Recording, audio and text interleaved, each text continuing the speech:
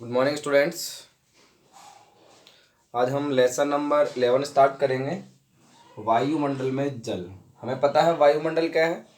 वायुमंडल, वायु, हमारे चारों ओर जो वायु का आवरण है उसे हम वायुमंडल कहते हैं। और वायुमंडल में हमने पढ़ा था कि वायुमंडल का जो संगठन हमने अध्ययन किया कि वायुमंडल में विभिन्न प्रकार की गैसें, जलवाष्प और धूल के कण इत्यादि पाए जाते हैं। तो मुख्यतः हम यहाँ पे बात करेंगे जलवाष्प की, यानी कि जल की हम यहाँ पे चर्चा करेंगे कि वायुमंडल में जल भी पाया जाता है। और जल किस रूप में पाया जाता है? वाष्प के रूप में पाया जाता है। वही क्या, संघनन के लिए, वाष्पीकरण के लिए अलग अलग प्रकार से हम बात करते हैं। यहाँ पे विभिन्न क्रियाओं का हम अध्ययन करेंगे। यहाँ पे आर्द्रता कितनी पाई जाती है, उन सभी का हम अध्ययन यहाँ पे करने वाले हैं। यानी वायुमंडल में जो जल के विभिन्न रूप हैं, इन सभी रूपों का हम अध्ययन करेंगे कि वायुमंडल में किस प्रकार ये जल पाया जाता है, इसके क्या रूप हैं, ठीक है, आर्द्रता क्या होती है, जलवाष्प की मात्रा के अनुपात के आधार पर हम इसे किस प्रकार से हम इसे विभाजित कर सकते हैं, इन सभी बातों का हम इस अध्याय में अध्ययन करने वाले हैं। ठीक है, हम पहले जो पुराना अध्याय है, पहले हमने पढ़ा जलवाष्प मौजूद होती है वायुमंडल में। ठीक है, जलवाष्प, वाटर वेपर जिसे हम बोलते हैं।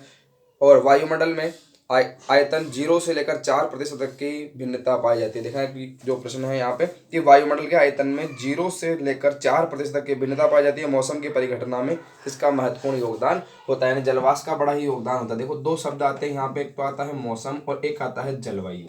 तो यह भी हमें समझना है कि मौसम और जलवायु में क्या अंतर है। ठीक है, मौसम क्या होता है कि कम समय के लिए जो वायुमंडलीय परिस्थितियां होती है, वायुमंडल में जो हम कहेंगे कि दशाएं होती है, वायुमंडलीय दशाएं कम समय के लिए होती है, कम समय के लिए होती है, तो हम कहेंगे मौसम। और जब वायुमंडलीय दशाएं क्या होती है, लंबे समय के लिए होती है। वायुमंडलीय दशाएं लंबे समय के लिए होती है, यानी कि दीर्घकालीन वायुमंडलीय दशाएं तो उन्हें हम बोलेंगे जलवायु।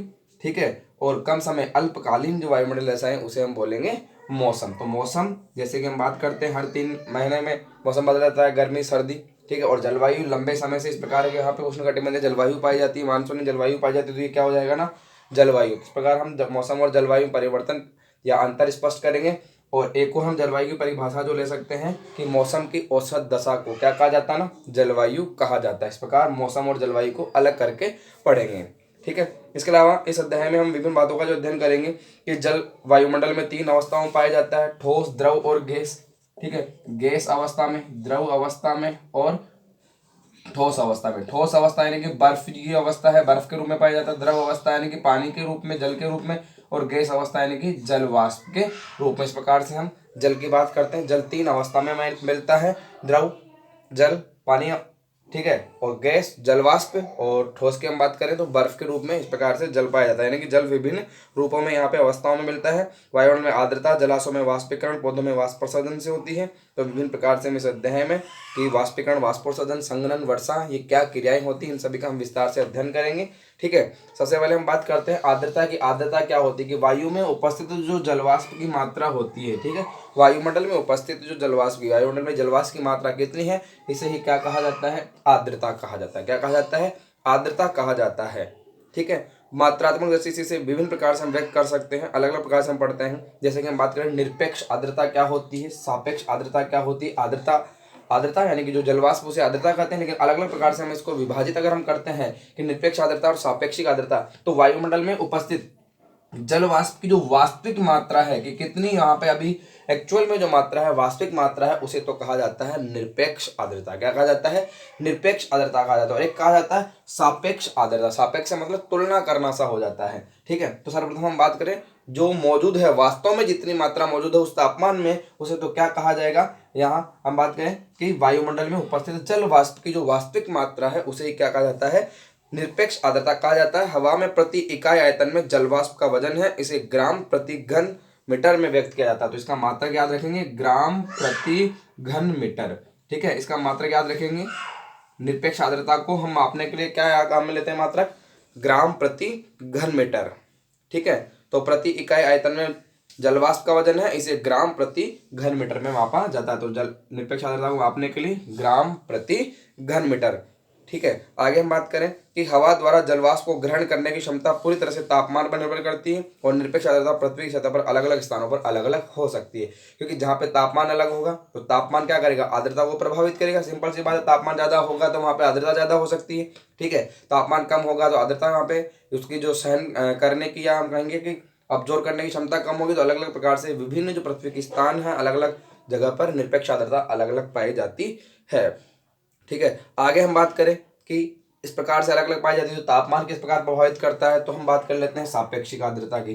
सापेक्षिक आर्द्रता क्या होती है कि दिए गए तापमान पर अपनी पूरी क्षमता की तुलना, दिए गए तापमान पर जो तापमान उसकी पूरी क्षमता की तुलना में वायुमंडल में मौजूद आर्द्रता का जो प्रतिशत है उसे सापेक्ष आर्द्रता कहते हैं। यहाँ पे क्या किया जा रहा है कि तापमान, दिए गए तापमान, अब तापमान जितना है उसकी पूरी क्षमता की तुलना में वायुमंडल में मौजूद आर्द्रता का प्रतिशत, अगर वो कम है, ज्यादा है, एक तो अगर जितना होना चाहिए उतना है तो वो तो क्या हो जाता है, निरपेक्ष आर्द्रता। लेकिन यहाँ पे क्या हो रहा है कि तापमान पर अपनी पूरी क्षमता की तुलना में वायुमंडल में मौजूद आर्द्रता का प्रतिशत, इसे क्या कहा जाता है ना, सापेक्षिक आर्द्रता कहा जाता है। क्या कहा जाता है, सापेक्षिक आर्द्रता। यहाँ पे क्या की जा रही है ना, तापमान से तुलना कर कर आर्द्रता का प्रतिशत हमें बताने का प्रयास किया जा रहा है, तो इसे तो क्या कहेंगे हम, सापेक्षिक आर्द्रता। और जब कुल वास्तविक मात्रा होती है उसे हम कहते हैं निरपेक्ष आर्द्रता। तो यहाँ पे क्या होगा, तापमान में कम ज्यादा, हम कहेंगे तापमान कम होगा या ज्यादा होगा तो इससे क्या होगी ना, निरपेक्ष आर्द्रता प्रभावित, सॉरी सापेक्षिक आर्द्रता इससे प्रभावित होगी, ठीक है। तो हवा के तापमान बदलने के साथ ही आर्द्रता को ग्रहण करने की क्षमता बढ़ जाती है, और ये किसको प्रभावित करेगी, आर्द्रता को ग्रहण करने की क्षमता, ये सापेक्षिक आर्द्रता को प्रभावित करेगी। जैसे ही तापमान बढ़ेगा आर्द्रता ग्रहण करने की क्षमता बढ़ जाएगी और सापेक्ष आर्द्रता का प्रतिशत भी यहाँ पे बदल जाता है, ठीक है।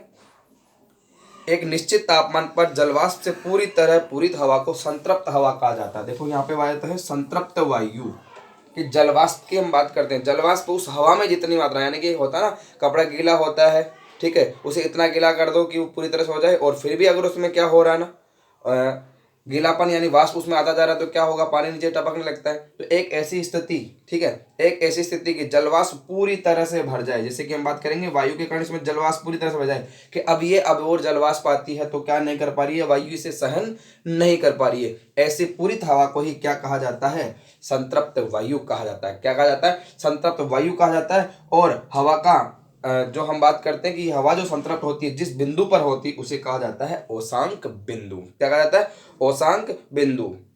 हवा के दिए गए प्रतिदर्श में जिस तापमान पर संतृप्तता आती है, जिस तापमान पर संतृप्तता आती है, यानी जिस तापमान बिंदु पर संतृप्तता आती है उसे क्या कहा जाता है, संतृप्तता मतलब वायु संतृप्त हो जाती है, जिस तापमान बिंदु पर वायु संतृप्त हो जाती है उसे कहा जाता है औशांक बिंदु। क्या कहा जाता है ना, औशांक बिंदु कहा जाता है। तो इस प्रकार हम ध्यान रखेंगे कि वायु जहाँ पूरी तरह से संतृप्त हो जाती है, इसमें जलवाष्प की मात्रा और नहीं आ पाती, उसे क्या कहते हैं, संतृप्त वायु। और जिस तापमान पर ये संतृप्त हो जाती है या जिस बिंदु पर ये संतृप्त हो जाती है उसे क्या कहा जाता है ना, औशांक बिंदु कहा जाता है।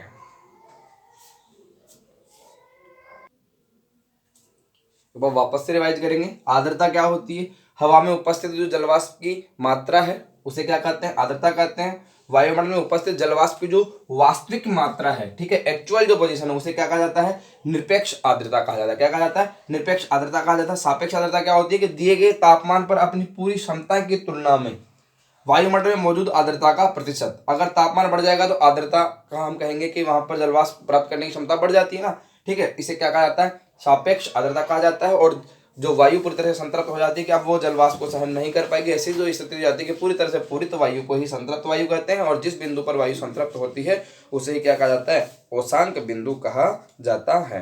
अगर हम इसे बात करें कि सापेक्षिक आर्द्रता को किसमें व्यक्त करते हैं, तो सापेक्षिक आर्द्रता को व्यक्त करते हैं प्रतिशत में, ठीक है, ये ध्यान रखना है हमें।